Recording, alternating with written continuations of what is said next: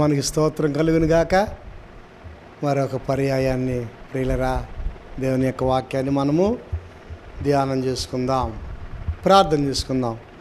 పరిశుద్ధుడైన తండ్రి, ప్రేమ కలిగిన ప్రభువా, నీ ఘనమైన పాదాలకు వందనాలు, స్తోత్రాలు, స్తుతులు చెల్లిస్తూ ఉన్నాం. నీ లేఖనాలను మేము ప్రభా ధ్యానం చేసుకొని చూడగా నాతో, మాతో, మా అందరితో మీరు మాట్లాడమని ప్రార్థన చేయించు ఉన్నాం. యేసు ప్రభా, నేనైతే ఒట్టివాడినయ్యా, మట్టివాడిని, పనికిరాని వాడిని.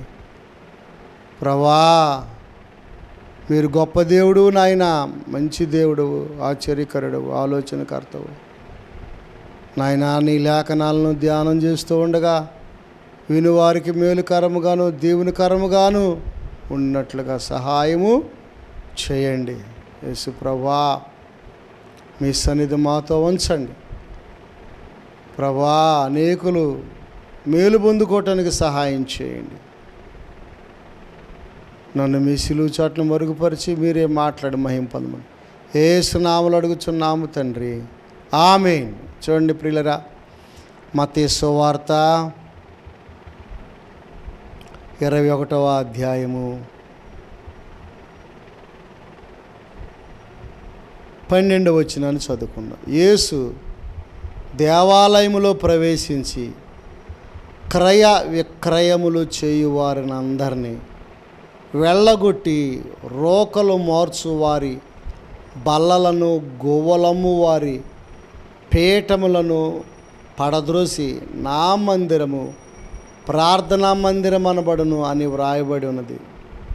అయితే మీరు దానిని దొంగల గుహగా చేసేడి వారనెను. గురుడివారును కుంటివారును దేవాలయములో ఆయన యొద్దకు రాగా ఆయన వారిని స్వస్థపరిచెను. చూడండి ప్రియులరా, ఇక్కడ దేవుని యొక్క లేఖనాల్లో మనం చూసినట్లయితే యేసు ప్రభువారు యెరూషలేము వచ్చిన తర్వాత గాడిద పిల్ల మీద ఆయన ప్రయాణం చేసి దేవాలయంలో ప్రవేశించాడు. చూసారా ప్రియులరా, దేవాలయము ఎంతో ప్రాముఖ్యమైనది. ఏమండి, దావీదు దేవుడు చెప్పకోకుండానే దేవుని యొక్క ఆలోచన ఏదైతే ఉన్నదో ఆ ఆలోచన ఎరిగి దావీదు రాజుగా ఉన్న సమయంలో నేనేమో పెద్ద పెద్ద కోట గోడల్లో, పెద్ద ఇళ్లల్లో నేను సుఖంగా ఉండాలా, మందసం ఎక్కడో డేరాలో ఉండాలా, దేవుడుకి అదేనా ఘనత అని దావీదు గుర్తెరిగి దేవాలయాన్ని కట్టడానికి చాలా ప్రయత్నం చేశాడు. చూసారా, ప్రభునందు ప్రియ దేవుని పిల్లారా, అనేక సామాగ్రి, బంగారం, వెండి, ఇనుము, రాగి, అట్లాగే ప్రియులరా చెక్కలో చెట్లు ఎన్ని సమకూర్చాడు. విలువైనటువంటి సామాగ్రిని సమకూరిస్తే దేవుడు అన్నాడు, నువ్వు కట్టొద్దులే, నీ కుమారుడైన సొలొమోను కడతాడు అన్నాడు. సరే, ఏది ఏమైనప్పటికీ దేవాలయము అనేది ఎంతో ప్రాముఖ్యమైనది. దేవాలయం ఉండాలి. దానిని చక్కగా మరి దానిలోకి వెళ్ళి చక్కగా ప్రార్థన చేసుకోవాలి. యేసు ప్రభు ఎక్కడికి వెళ్ళాడు? యెరూషలేము రాగానే మొట్టమొదటిగా ఎక్కడికి వెళ్ళాడు? దేవాలయంలోనికి ప్రవేశించి. సరాసరి ఎక్కడికి వెళ్ళాడండి ప్రియులరా? దేవాలయంలోనికి ప్రవేశించాడు. మనము కూడా దేవాలయాన్ని మనం ప్రేమించాలి, కట్టుకోవాలి, దానికి మనం ఖర్చు అవ్వాలి. చాలామంది ఈ దినాల్లో దేవునిని ఎరగని వారు అన్యులు దేవాలయాల్ని కూల్చేస్తున్నారండి. ఎంత విచిత్రం, ఎంత విచారము. దేవాలయాల్ని ఎక్కి సుత్తి తీసుకొని శిలువుల్ని, ఆ యొక్క ఆ గోడలను, ఆ యొక్క మరి మందిరాలను అనేక రాష్ట్రాలలో, దేశాలలో ఉగ్రవాదులు, మతోన్మాదులు, మతపెచ్చగలిగిన వారు అనేక మంది ఏం చేస్తున్నారు? వాటిని పొలుగులు పెట్టి, సుత్తులు పెట్టి, పెద్ద పెద్ద బుల్డోజర్లు తీసుకొచ్చి కూల్చేస్తున్నారండి.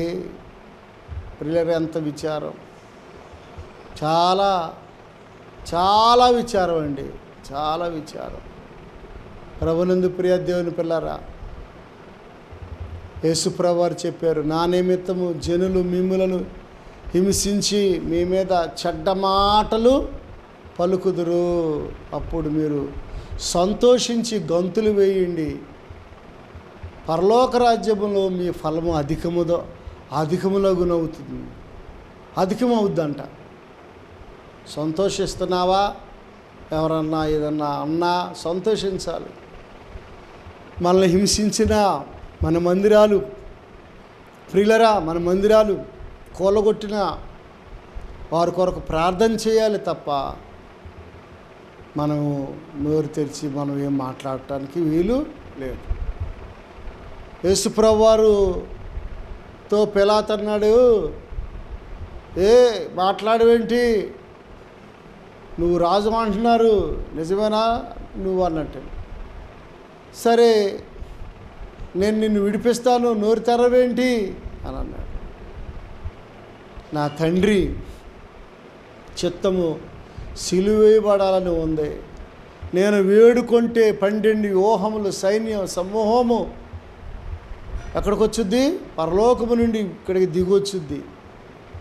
కానీ నా తండ్రి చిత్తం అది కాదు, నేను ప్రాణం పెట్టడానికి వచ్చాను అని చెప్పారు ప్రభునందు ప్రియ దేవుని పిల్లరా, క్రైస్తవులమైనటువంటి మనము కూడా అలాగన మనము ప్రార్థన చేసి వారిని క్షమించవలసిన వారమై ఉన్నాం.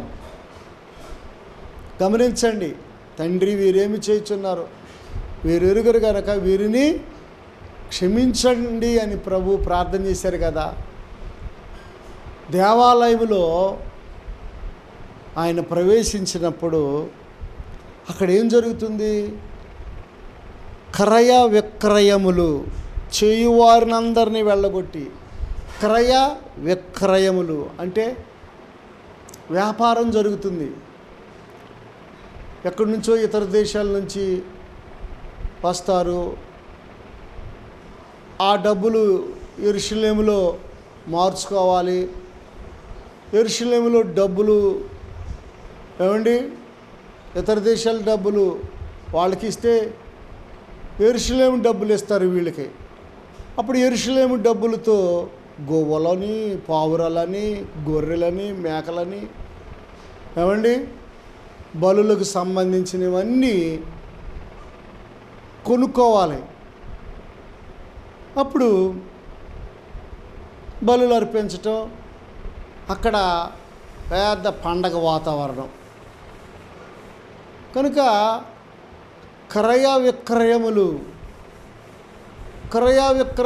కొనడము, అమ్మడము, కొనడము, అమ్ముకోవడం ఇది ఎక్కువైపోయింది. భక్తి విధానం తక్కువైపోయింది. క్రయ విక్రయములు చేయువారిని అందరినీ వెళ్ళగొట్టి, చూడండి ప్రియులరా, సంపాదన, వ్యాపారము, మన యొక్క మైండ్ సెట్ వ్యాపార సంబంధమైనదిగా ఉండకూడదు. క్రయ విక్రయములు కొనడము, అమ్మడము అనే విధానములో, డబ్బు సంపాదన విధానములో ఉండకూడదు. మనము క్రీస్తుని ప్రకటించేవారముగాను, సువార్తను ఉచితముగా ప్రకటించేవారుగాను, ప్రార్థన చేసేవారుగాను, ఇతరుల పట్ల జాలి కలిగి, ప్రేమ కలిగి, వారికున్నా లేకపోయినా ప్రార్థన చేసి వెళ్ళేవారుగా మనము ఉండాలి. ప్రభునందు ప్రియ దేవుని పిల్లరా, అలాంటి మనసుతో, అలాంటి మోటివ్తో, అలాంటి అంతరంగములో, అలాంటి స్వభావముతో ఉండాలని దేవుని చిత్తము.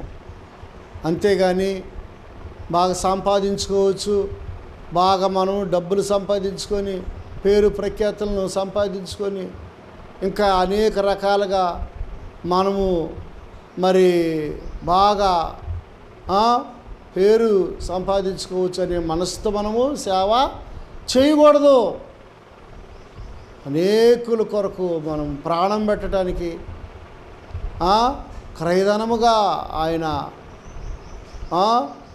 చెల్లించటానికి, ఆయన మన కొరకు, మన పాపముల కొరకు రక్తం చెందించడానికి ఆయన ఈ లోకానికి వచ్చాడు. అనేకుల కొరకు పరిచర్య చేయటానికి వచ్చాడు, కానీ చేయించుకోవటానికి రాలేదనే సత్యాన్ని మనము తెలుసుకోవాలి. ప్రియులరా, గమనించండి, పరిచర్య చేయించుకోవటానికి రాలా. ఆయన యేసు ప్రభువారు శిష్యుల పాదాలు కడిగినారు, టవలతో తుడిచినారు, రొట్టె ద్రాక్షారసాన్ని ఇచ్చినారు. ప్రభునందు ప్రియ దేవుని పిల్లరా, ఎంతో మాదిరి చూపినారు. చూసారా, యేసు ప్రభువారు అంటే ఏంటి? మాదిరి. ఆయన్ని పోలి నడుచుకోవాలి మనం కూడా.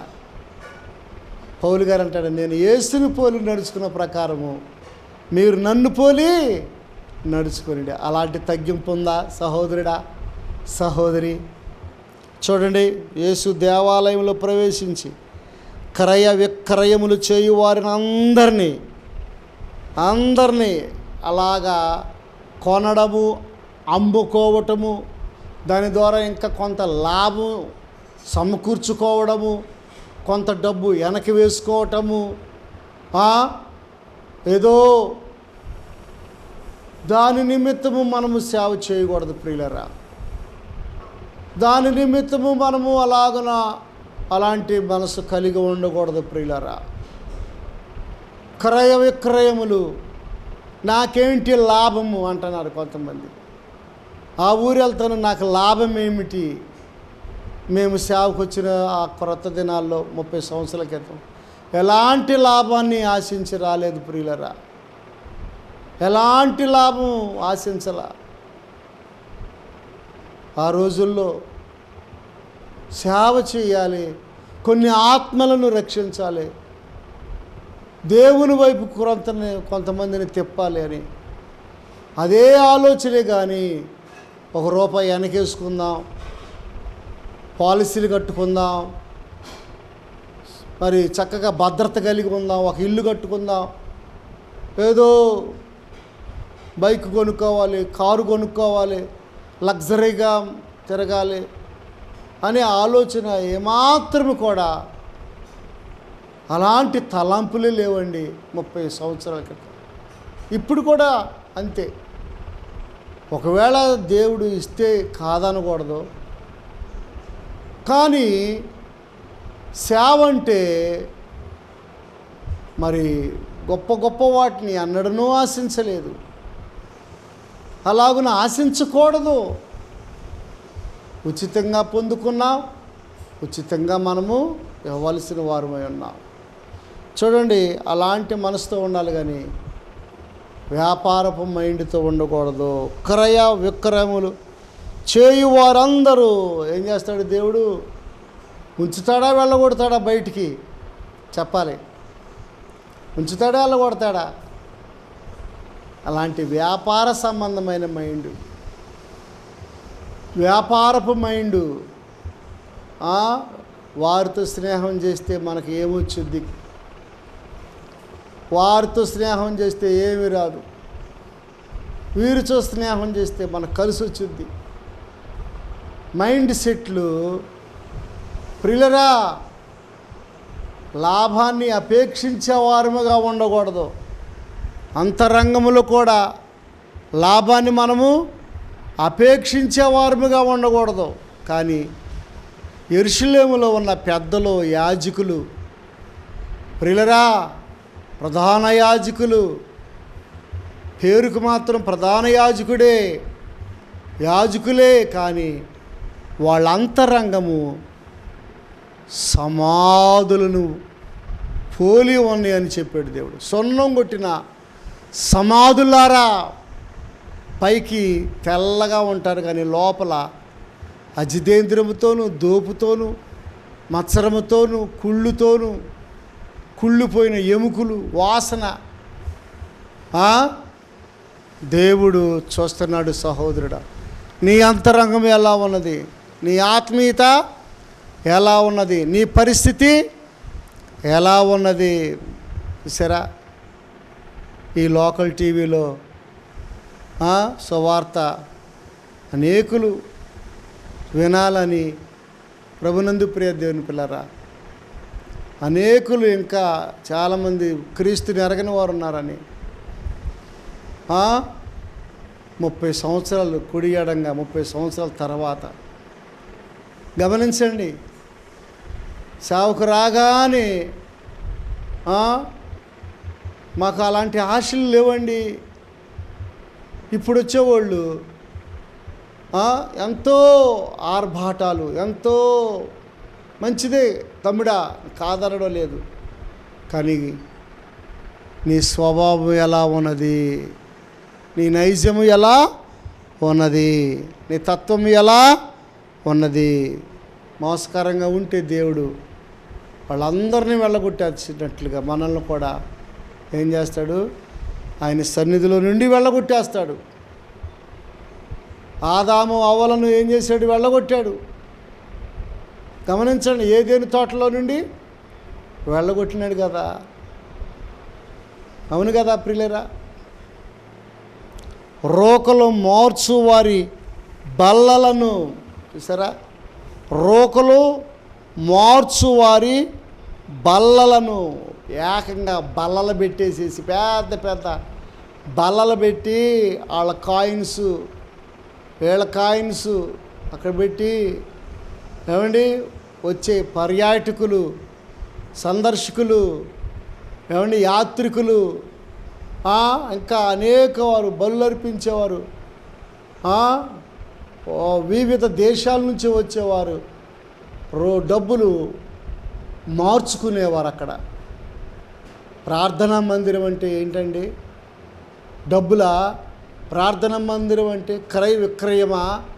ప్రార్థన వాటిని కోరుకోవట్లేదు, బలులను కోరటం లేదు, ఏమండి, నైవేద్యాలు కోరడం లేదు, దహన బలులు కోరడం లేదు. ఏమి తెచ్చి నిన్ను స్తుతించెదను? వేలాది గొర్రెలను, మరి నా జ్యేష్ఠపుత్రుడిని తీసుకొచ్చి, మేకాలో ఉంది కదా, నా జ్యేష్ఠపుత్రుడిని తీసుకొచ్చి నిన్ను అలాగన ఆరాధిస్తే అది నీకు ఇష్టమా? ఏం కోరుకుంటున్నాడు దేవుడు? వేలాది నదులంతా విస్తార తైలము నీకిచ్చిన చాలునా, గర్భఫలమైన నా జ్యేష్ఠ పుత్రుని నీకిచ్చిన తీరునా. వేలాది నదులంత విస్తారమైన తైలం. ఎందుకు తైలం అడుగుతున్నాడు దేవుడు? నా కుమారుడా, నీ హృదయము నాకిము. నా కుమారుడా, నా ఆజ్ఞలను హృదయపూర్వకముగా గైకొనుము. చాలామంది మనసు మార్చుకోకుండా, బుద్ధి మార్చకుండా కానుకలు ఇస్తారు, ఏమండి, దశమ భాగాలు ఇస్తారు, ఏమండి, టీవీ పరిచర్యకు రకరకాలుగా.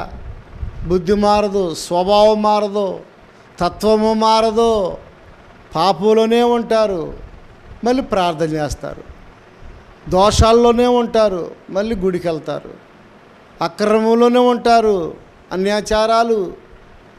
ప్రభునందు ప్రియ దేవుని పిల్లరా, హృదయం మారదు, దేవుడు అంటున్నాడు, మొదట నీ హృదయము నాకిమ్ము. హృదయం ఇవ్వాలండి దేవునికి. ప్రియులరా, జక్కయ్య హృదయాన్ని ఇచ్చాడు, సమరయ స్త్రీ హృదయాన్ని ఇచ్చింది, అబ్రహాము తన జీవితాన్ని దేవునికి అంకితం చేశాడు, ఇస్సాకు, యోసేపు, ఏమండి, యాకోబు, మోషే. అంతేగాని రోకలు మార్చే విధానము, బల్లలు, ఇంకా గోవులు, పావురాలు అమ్ముకునే పద్ధతిలో ప్రార్థన అంటే అదా? ఏమండి, అమ్ముకోవటాల కచ్చీపులు అమ్ముకోవటం, సీసాలు అమ్ముకోవటం, ఏమండి, అదేమనంటే పరిచర్యకి సపోర్ట్ చేయండి అని ఎన్నో రకరకాలుగా మనుషులు ఏం చేస్తున్నారు? అడగటమే, ఇక వెనక ముందు ఆలోచించే పనే లేదు, అడగటమే. ప్రభునందు ప్రియ దేవుని పిల్లరా, దేవునిని అడగాలి కానీ మనము మనుషుల మీద ఆధారపడకూడదు, దేవుని మీద ఆధారపడాలి. సహోదరుడా, సహోదరి, మనుషులు నమ్ముకున్నట్టు కంటే యెహోవాను ఆశ్రయించుట మేలు. రాజులు నమ్ముకున్నట్టు కంటే దేవునిని ఆశ్రయించుట నరునికి ఎంతో మేలు. కనుక ప్రభునందు ప్రియ దేవుని పిల్లరా, గమనించండి సహోదరుడా, సహోదరి, అలాంటి వారందరినీ చెదరగొట్టేసాడు యేసు ప్రభు. చెదరగొట్టి ఇక్కడ ఏంటి మందిరంతో సంబంధం మీకు? నా మందిరాన్ని వ్యాపారపు ఇల్లుగా చేస్తున్నారు, ఇది మంచిది కాదు. వ్యాపారపు ఇల్లుగా చేసేసారు, వ్యాపారపు ఇల్లు. పండి, బయటకు పండి, బయట చేసుకోండి వ్యాపారం, పండి. ఆ బజార్లో పెట్టుకుంటే కొట్లు, మందిరం దగ్గరికి తీసుకొచ్చారేంటి? ప్రార్థనా మందిరం అనబడాలి. నా తండ్రి ఇల్లు అది, ప్రార్థనా మందిరము. అనేకులకు, సమస్త జనులకు ప్రార్థనా మందిరము. అనేకులను, రోగులను యేసుప్రభువారు, గురుడ్డివారిని, కుంటివారిని, మోగవారిని ఆ మందిరములో స్వస్థత కోసం వచ్చిన వారిని, ఆ మందిరములో యేసయ్య అంటే అభిమానంతో వచ్చిన వారిని, ఆ మందిరములో దేవుడంటే అభిమానంతో పాపాన్ని పశ్చాత్తాపడి దేవుని కొరకు నమ్మకంగా నీతిగా బ్రతకాలి అని అనుకుని వచ్చిన వారందరినీ కూడా దేవుడు వారిని ఆశీర్వదించి స్వస్థపరిచినట్లుగా మనం చూస్తున్నాం. ప్రభునందు ప్రియ దేవుని పిల్లరా, గమనించండి, దేవుని మందిరాన్ని అది వ్యాపారపు ఇల్లుగా మనము చేయకూడదు. ఓ సహోదరుడా, ఓ సహోదరి, వాక్యం వినుచున్నటువంటి ఓ సహోదరుడా, దేవునికి లోబడతావా? దేవుని పాదాలు నీవు పట్టుకుంటావా? ఎప్పటికైనా సరే నీ అంతరంగమనే, నీ హృదయం అనే దేవాలయములో దేవునికి చోటి, నీ దేహము దేవునికి ఆలయమని మీరు ఎరుగరా? ఎవడైనా దేహమును పాడు చేసిన ఎడల వానిని నేను పాడు చేసేదను. నీ శరీరము దేవునికి ఆలయముగా. అవును సహోదరుడా, దేవునికి దేవుడిచ్చిన శరీరము ఎంతో శ్రద్ధగా కాపాడుకోవాలి. ఏది పడితే అది తినకూడదు, ఏది పడితే అట్లా చేయకూడదు. ఆయన మనలో నివాసం చేయాలని మనకి దేవుడు ఈ దేహాన్ని ఇచ్చాడు. సహోదరుడా, సహోదరి, నీ దేహము దేవునికి ఆలయమని మీరు ఎరుగరా? పరిశుద్ధాత్మకు నిలయము, పరిశుద్ధాత్మకు నిలయము. ప్రియులరా, గమనించండి, నీలో పరిశుద్ధాత్మ ఉన్నాడనే సంగతి నీకు తెలిసిన సోదరుడా, సోదరి, దేవుని కార్యాలను నిర్లక్ష్యము చేయవద్దు. కనుక యేసు ప్రభు కోప్పడ్డాడు. అక్రమంగా నడుచుకునే వారందరినీ వెళ్ళగొట్టాడు. బయటికి అందరూ పారిపోయారు. దెబ్బతో కొరడా తీసుకున్నాడు. చెక్కలన్నీ, ఆ బల్లలన్నీ పడదొస్తుంటే ఓరు బాబు అని పారిపోయారు. పరిశుద్ధులుండే స్థలాలండి మందిరం అంటే, ప్రార్థనా స్థలాలండి మందిరం అంటే, ఇతరులకు సహాయం చేసే విధానం అండి మందిరం అంటే, ఇతరులకు మేలు చేయటానికండి మందిరాలు. అంతేగాని మందిరం పేరట ప్రజలను తప్పుద్రోవలోకి మనము నడిపించకూడదు. అనేకులను మనము దేవుని వైపుకు త్రిప్పవలసిన వారమై ఉన్నాం. యేసు ప్రభు వారు అక్కడ జరిగే అన్యాయాన్ని చూసి తట్టుకోలేకపోయాడు. కనుక దేవుని మనసును గుర్తిరుగుదాం, దేవుని చిత్తానికి లోబడదాం. దేవుడిచ్చిన మందిరాలు చక్కగా ప్రార్థన చేసుకుందాం, మందిరాలను జాగ్రత్తగా ఉంచుకుందాం. మరి మన దేహం అనే ఈ యొక్క మందిరాన్ని కూడా జాగ్రత్తగా ఉంచుకుందాం. దేవుడి కొద్ది మాటలు దీవించుగాక. తలల వంచండి, ప్రార్థన చేసుకుందాం.